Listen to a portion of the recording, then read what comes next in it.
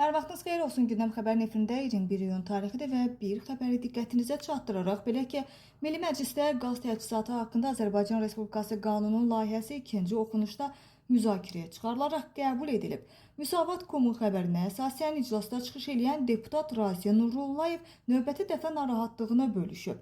Qaz təchizatı haqqında qanuna edilən dəyişiklik nəticəsində istehlakçıların istifadə edib etməməsindən asılı olmayaraq müəyyən edilmiş aylıq sabit tarifi ödəməsinə qarşı olduğumu birinci oxunuşda da söyləmişdim. Kasıb varlı dəxli olmamalıdır.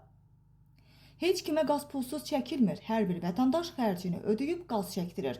Aydın oldu ki, bu dəyişikliyi rədd eləyə bilməyəcək, amma bütün izahlarda, şərhlərdə qeyd olunur ki, bunun kasıb əhaliyə təsiri olmayacaq. Əgər bu doğrudan da belədirsə, təklif eləyirəm ki, qanunda aydın və gizlinsiz göstərilsin ki, bir yaşayış yeri olan ailələrə bu qanun şamil edilməsin. Bilirsiniz nəyə görə? Ailələr tanıyıram, qazı işlətmir ki, aylığı ödəyə bilməyəcək.